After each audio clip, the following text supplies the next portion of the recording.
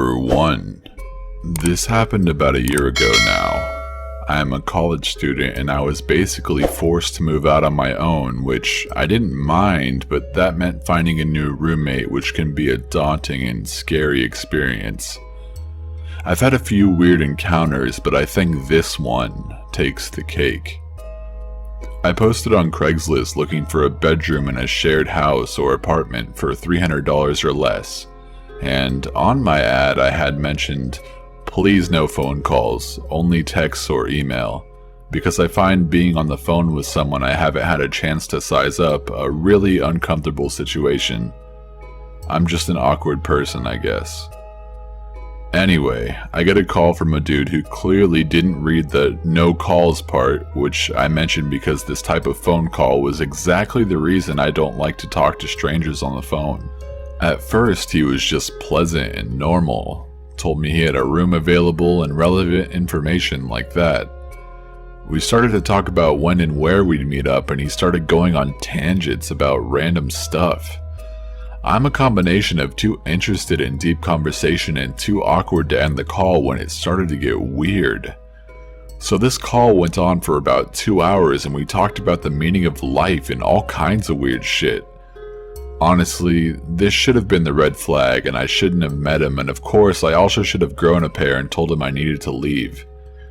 So he wants me to meet him at his place and show me the room. I've since learned that you should really insist on meeting in public first. I got to his neighborhood and it was run down on a level that made the ghetto I grew up in look nice. Saggy front porches, hot cracked concrete, sad people with old beat up Lincolns. You get the picture. His house blended right in. The yard was seriously overgrown and the front door didn't even work. So I went around the back, and just looking at the guy standing in the doorway and seeing the kitchen behind him was enough to make me realize I really just wanted to leave. There's no way in hell. The guy in the doorway was a man with a sort of clown-style afro. He was leaning on a cane on his right side. His eyes looked crazy and the house smelled musty from 10 feet away. Again, I'm a coward, so instead of trusting my gut, I go inside and I'm polite, thinking, it's okay, it'll be over in 20 minutes and I can get the fuck out. I don't know what made me think this man, who had a 2-hour conversation with me on the phone about life and philosophy, would let me get away that easily. He took me up a flight of creaky steps into a small bedroom with no door and a mattress on the floor. I thought, no way in hell would I live with a 40-something-year-old man and have no door on my bedroom, but it was a moot point because my mind was made up before I even saw the room. I wouldn't have lived there for free, let alone for $200 a month. Things got weird. He tried to hold me hostage with conversation again. I think he was lonely.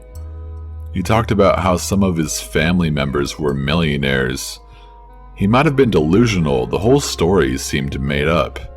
Then he told me this story about an 18-year-old girl that has also checked out the room and tried to have sex with him or something, and told me about how his mom hated white people. He was black and I was white, and it sounded like he sympathized with her. Obviously that was super awkward and uncomfortable. Eventually I was able to find a break in conversation and plucked up the courage to make up an excuse to leave. I was never so happy to leave a place in my life. I don't know that he was necessarily a criminal or anything, but he really gave me the fucking creeps. Number 2. I live in a small village in the very north of Scotland, so large shops and resources are a far distance from me. For that reason, I usually rely on internet shopping to get what I need. I needed to buy a backpack for when I leave for university, one better than the one I already have. So, I turned to Craigslist as I normally do. As a student, I prefer to go for the cheap option. Craigslist usually provides that. After looking for a short while, I came across a really good-looking bag at only £15. I thought this was an absolute steal, so I phoned the seller. Immediately, what struck me was this guy's accent. It was obvious that he wasn't Scottish or even from the UK. He sounded Polish or something. I'm still not even sure. He said he was from Glasgow. That's at least 5 hours by car from where I live, but when I told him the area I was from, he reluctantly offered to come to my house to give me it. This all seemed strange, being that the sale was only for £15. Nonetheless, I foolishly gave him my fucking address. He said he'd drop by later on that day. Skipping forward about 7 hours to like 10 p.m. I was thinking that he wasn't going to come, but at around 10:20, there was a guy at the door. Surprised that it was so late, I looked out the window to see the front door, just to be sure. And sure enough, it was a young guy standing with a backpack in his hand. Slightly relieved that it wasn't a robber, I went to the door and opened it up. It was the guy on the phone for sure. The accent confirmed it.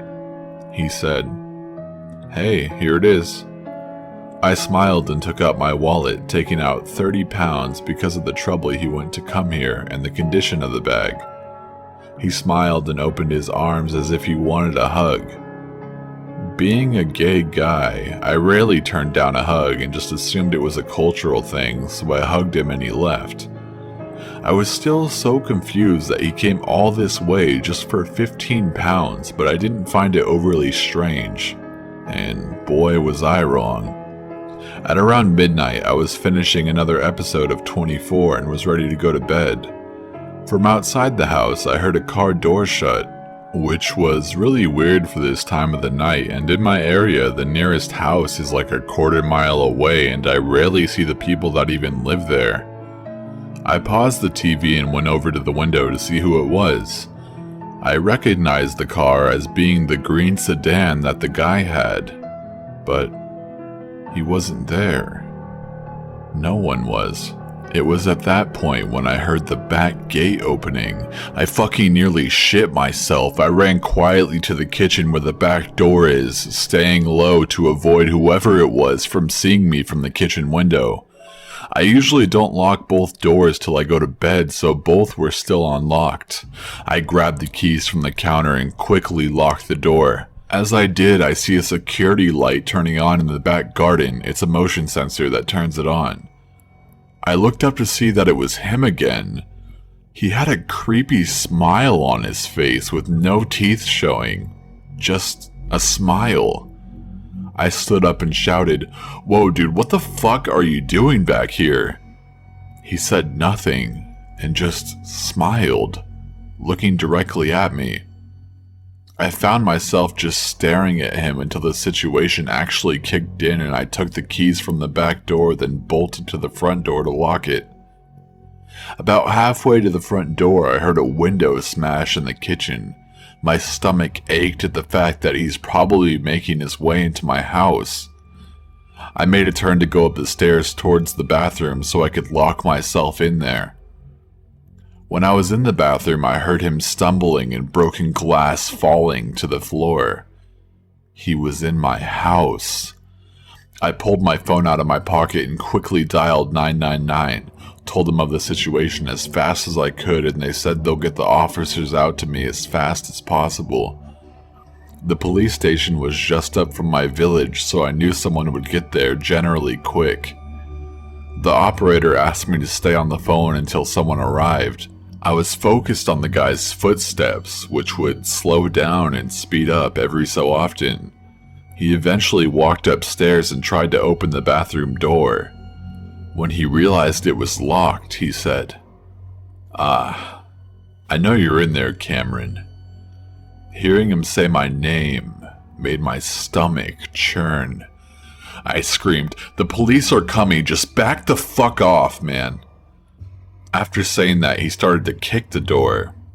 I backed up against it with more strength than I knew I even had.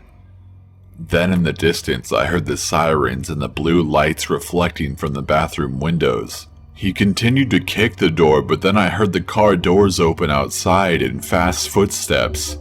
I heard the front door open and then someone shout, "Police, drop the knife!" Again, I felt sick knowing he even had a knife. It sounded as if he started running back downstairs, and then I heard a taser go off and the guy scream. And then I heard a thump.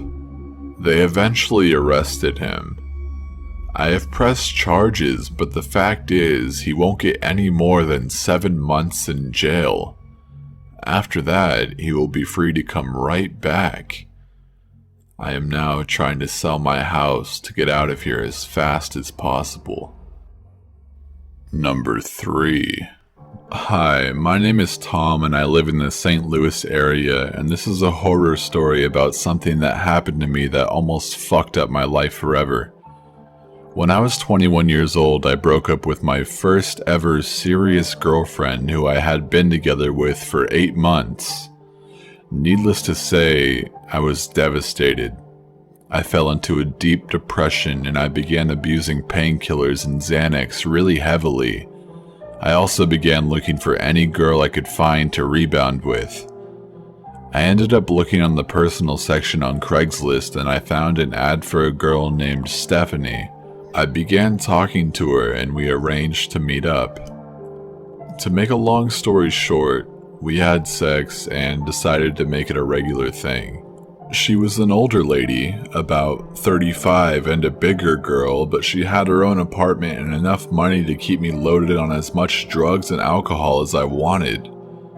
To be honest, I kind of used this lady and used her as a sugar mama for lack of better word, I guess. After a while, she grew really attached to me and started to want a more serious relationship. Eventually, she started dropping hints about wanting to get married. She said she wanted to do this to help me out so she could get me on her insurance so I can get help for my drug and alcohol problem, which I refused to consider. One day we got into a big argument and she told the police that I had been abusing her and got a temporary restraining order on me. A week after she did this, she called me crying her eyes out, saying, "Please forgive me, I love you," and all this other stuff, and said she wanted to come pick me up to buy some dope and alcohol and get me something to eat, and being the addict I am, I of course accepted. From the moment she picked me up, I noticed that she was acting kind of odd. She was usually really talkative and was always on my ass wanting to talk to me about this and that. But on this day, she was oddly quiet. When we got back to her apartment, after I walked in, she immediately pushed me on the couch and, to make another long story short, we had sex again. But something odd happened. She was angry that I had used protection. I had been getting bad vibes off of her the whole night, so after this happened, I immediately asked her for a ride back home, which she quickly agreed to do. After I got dropped off at the house, I went inside and I sat down with my sister and watched some SpongeBob with her.